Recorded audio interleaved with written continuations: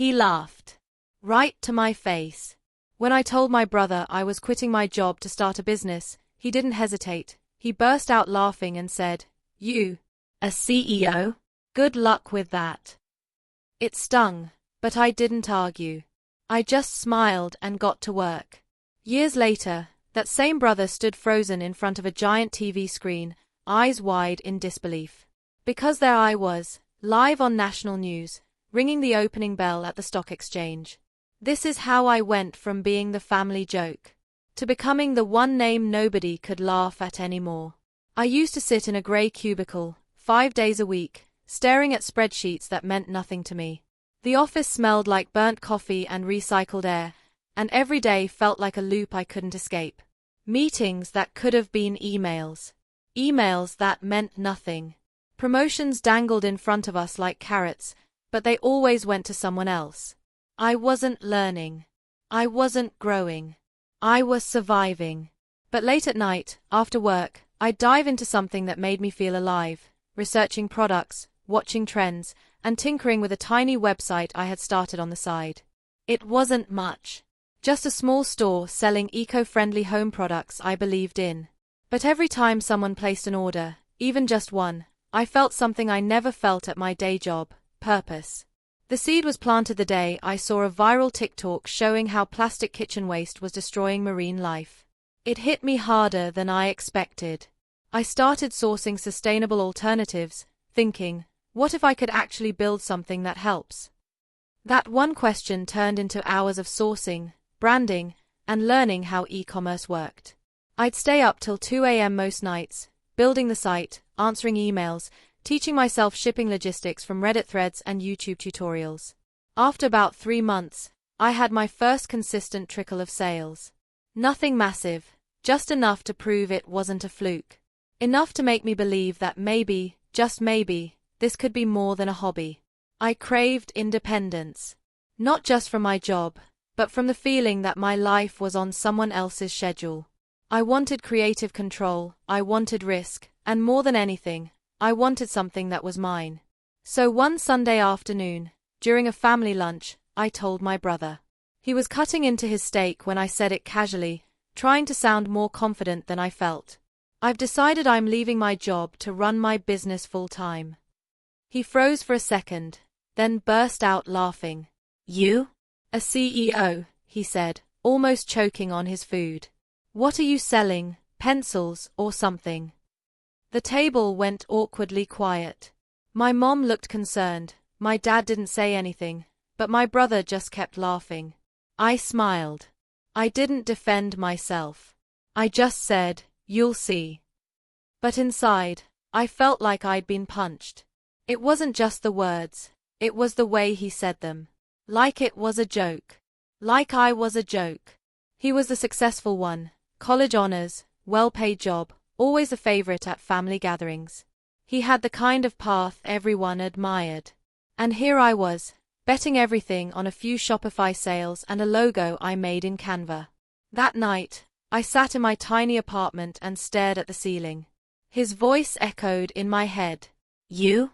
A CEO?" But I didn't cry. I didn't back out. In fact, his words lit something in me. I wrote them down on a sticky note and stuck it on my desk. "You? A CEO?" That note stayed there every day for the next 2 years. And every time I felt like quitting, I looked at it. Not as a reminder of doubt, but as fuel. Because if no one else believed in me, I had no choice but to believe in myself. The day I quit my job, I didn't feel liberated. I felt terrified. I remember handing in my resignation letter with shaky hands, trying to smile while my manager raised an eyebrow and asked, "Are you sure about this?" I nodded, but truthfully, I wasn't. My parents thought I was going through a phase. My brother didn't even say anything. He just smirked, like he was waiting for the inevitable crash. I moved back into the smallest room in my apartment, the one that barely fit a bed, and turned it into my headquarters. I used an old folding table as a desk. My laptop sat on a pile of books so I could keep it eye level. I stored product samples in the closet, packaging materials under the bed, and printed shipping labels from a dusty second-hand printer I found on Facebook Marketplace. The first version of my website was a disaster. I thought it looked sleek, but customers didn't. Navigation was clunky, product pages were broken, and the checkout process had a bug that kept crashing orders. My grand launch resulted in 3 abandoned carts and a single sarcastic email from someone saying, "Nice idea, but this site feels like a school project." I wanted to disappear. But instead of quitting, I studied every mistake. I taught myself how to properly design product pages, optimize for mobile, and write copy that didn't sound robotic. I read conversion books at night and tested layouts during the day. I still remember refreshing the dashboard every hour, praying for just one sale. And one day, it happened. An order came in. A single bamboo toothbrush set. I checked the name 3 times to make sure it wasn't a friend trying to pity buy. It wasn't. It was a stranger. That moment felt bigger than any bonus I ever got at my old job. Someone out there, someone I'd never met, believed in what I built enough to give me money. I packaged it by hand, wrote a thank you note, and practically sprinted to the post office. Then came a 5-star review. Short but sweet. Loved the product. Great experience. Will buy again. That single review fueled me through weeks of silence. Because that's what nobody tells you about entrepreneurship. It's lonely. There were entire weeks when the only words I said out loud were to the mailman. I'd wake up, grind all day, crash at midnight, and do it again, without applause, without backup, without anyone really understanding what I was trying to build. But slowly, I started to notice something. I was changing. I was becoming more disciplined, more focused. I learned to celebrate tiny wins. A new subscriber, a reason to smile, a positive DM, motivation to keep going. No one was cheering me on, so I became my own cheerleader. And while the world still didn't see me as a CEO, every order I packed reminded me that I already was one. My brother, Adam, had always done everything right. He graduated top of his class, landed a corporate job straight out of college, and drove a company-leased car by the time he was 27. At family dinners, my parents hung on to every word he said like it was gospel. Adam just got promoted again. My mom would beam. His boss says his management material.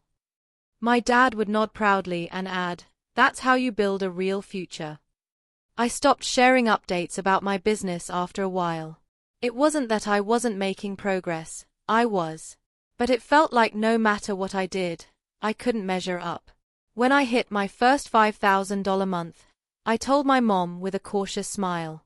She paused, nodded, and said, "That's nice. But are you saving for retirement?" Then she added, almost reflexively, "You know, Adam has a 401k and stock options now." It became a pattern. Every success of mine was followed by a comparison I never asked for. "Why can't you be more like your brother?" The words weren't always said out loud, but they hung in the air every time I walked into a room. So I stopped talking. I kept the struggles to myself. The night my supplier dropped me without warning, the time my website crashed during a sale, the month I barely made enough to pay rent. I'd smile through video calls and say, "Things are going well," while secretly scrambling to stay afloat. But no matter how much I tried to pretend their praise didn't matter, it did. Especially his. Adam had always been the confident one, the logical one, the one who seemed to know where he was going. And I was the dreamer, the risk-taker, the unpredictable one with something to prove. Deep down, I didn't just want success, I wanted his respect. I wanted him to look at me and not see the little brother chasing a fantasy, but someone who built something real. Someone worth admiring. And every late night, every product launch, every problem solved, I wasn't just building a business. I was building toward that moment. The day my brother would finally look at me and say, "You did it." It started with a video I didn't even post. One of my early customers had recorded an unboxing of my product, a reusable kitchen bundle, and shared it on TikTok. She had a modest following, maybe a few hundred people. But something about her reaction, her excitement, her authenticity, it hit. The algorithm picked it up, and within 48 hours, the video had over 2 million views. My phone became a blur of notifications. Orders poured in faster than I could pack them. I refreshed the site and watched live traffic numbers climb into the thousands. That week, I sold out of 3 products and had to slap back in stock soon banners on everything. It was chaos, and it was beautiful. Then came a blog feature from a Green Living website. They'd seen the viral video and reached out for an interview. The article was short, but it called my brand one of the most exciting eco-conscious startups to watch. That phrase, to watch, did something. Suddenly, I wasn't just fulfilling orders. I was getting emails from investors, influencers, and journalists I had once dreamt of connecting with. It was happening fast. Too fast, almost. I hired my first part-time employee, my friend Leah, who helped me pack orders in my living room while we listened to old playlists and ate takeout on the floor. Then I brought in a freelance designer, then a virtual assistant.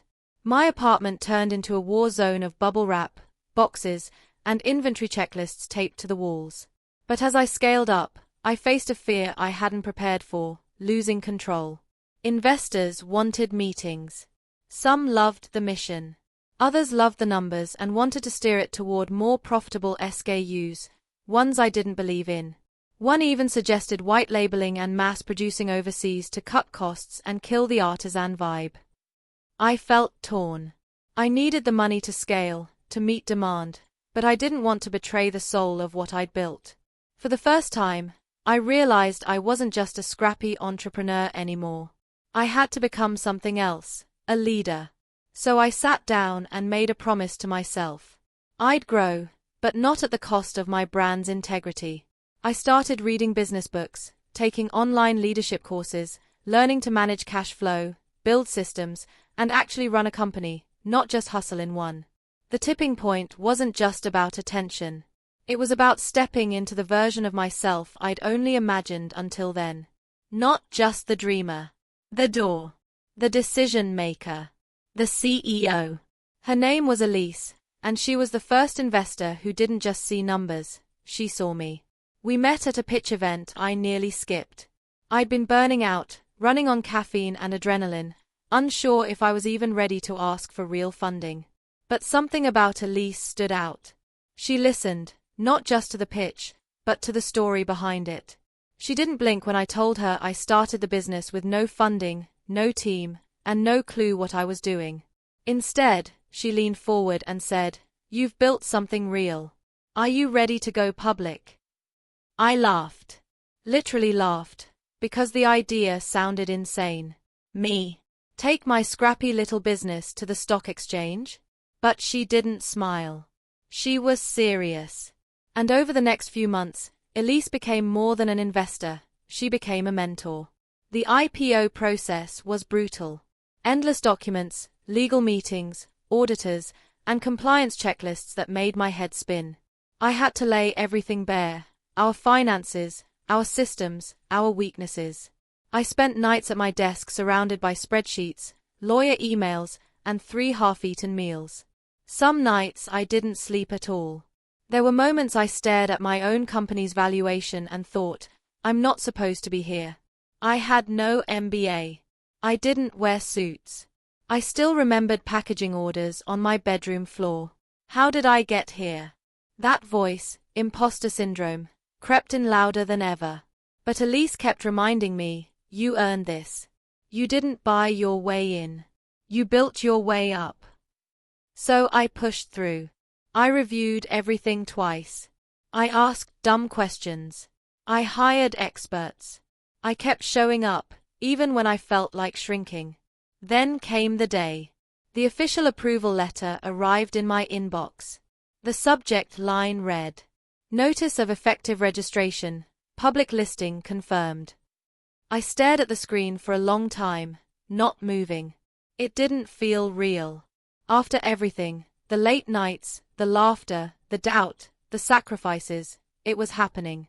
My company was going public. The kid who started with a glitchy website and a dream was about to become a name on the stock exchange. And for the first time, I felt ready. The morning I walked into the New York Stock Exchange, the city felt different. Maybe it was just me. Maybe it was the suit, tailored, sharp, nothing like the thrift store blazers I wore to job interviews years ago. Or maybe it was the feeling that, for once, I wasn't just passing through the world, I was leaving a mark on it. Security escorted me through the iconic front hall, and as I stepped inside, I froze. There, hanging from the mezzanine, was a massive banner, my company's logo, bold and brilliant, stretched across the wall. Below it, monitors flickered with the same branding, a reel of our product line cycling beside financial headlines. Then I saw it, my face. Smiling, confident, projected on a giant screen under the words. Opening bell ceremony. Company name, IPO. For a second, I couldn't move. The noise, the lights, the people, it all faded as my memory pulled me backward. I saw my tiny room, my glitchy website, the sticky note that said, "You?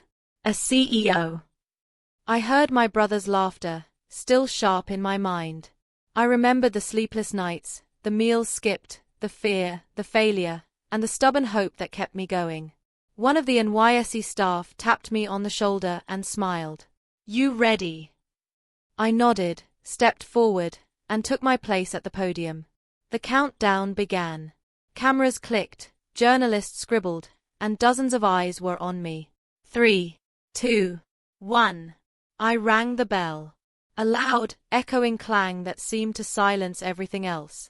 Confetti dropped, cheers erupted, and the room came alive. Somewhere, miles away, in a quiet suburban living room, my brother sat watching the moment on TV. He didn't laugh this time. He stared, silent, stunned, as the little brother he once mocked stood where few ever get to stand. His jaw tightened. I didn't have to see him to know what he was feeling. Shock. Maybe regret. Maybe pride. That moment wasn't just for investors or headlines. It was for every version of me that ever doubted I'd make it. And it was proof, undeniable, unignorable, that I had. The call came that night, a few hours after the bell rang. My phone buzzed with a familiar name, Adam. I stared at the screen for a moment before picking up. "Hey," I said. There was a pause on the other end. No jokes, no sarcasm, just silence, then a breath. "I saw you on TV," he said finally. His voice was low, a little unsteady. "You looked legit." Another pause. I was wrong. I blinked. Of all the things I imagined hearing from him, those 3 words weren't even on the list. "I never thought you'd make it this far," he continued. "I thought it was just a phase, or a hobby you'd grow out of.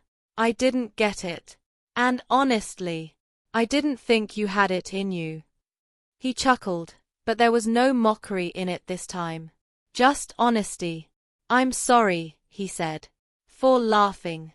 For not taking you seriously. You didn't deserve that." I sat there in silence, letting the moment settle.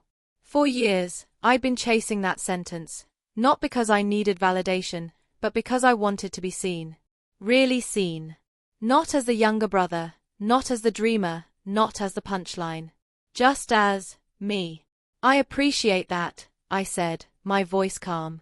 "And I forgive you." He exhaled on the other end. "You built something amazing. I'm proud of you, man." That last sentence hit harder than I expected. It wasn't flashy. It wasn't emotional. But it was real. For the first time in our lives, there was no competition, no comparison, just mutual respect. We talked for a while after that. About the journey. About the future. About how weird it all still felt. And somewhere in that conversation, years of distance melted away. The wall between us, built from doubt and pride, started to crack. By the time we hung up, I felt something I hadn't felt in a long time. Not just accomplishment, but peace. Because no amount of headlines or valuations could replace the feeling of knowing that the one person who once laughed at your dream now believed in it, too. Sometimes, the biggest victory isn't the money or the fame, it's proving to yourself that you were right to believe. My brother's laughter used to echo in my mind. Now, His words are different. I'm proud of you. Success didn't come easy. It came from rejection, risk, and relentless belief in something no one else could see. So if you've ever been mocked for dreaming big, don't stop. Because one day, the same people who doubted you might be watching your success unfold on screen. And trust me, that moment changes everything.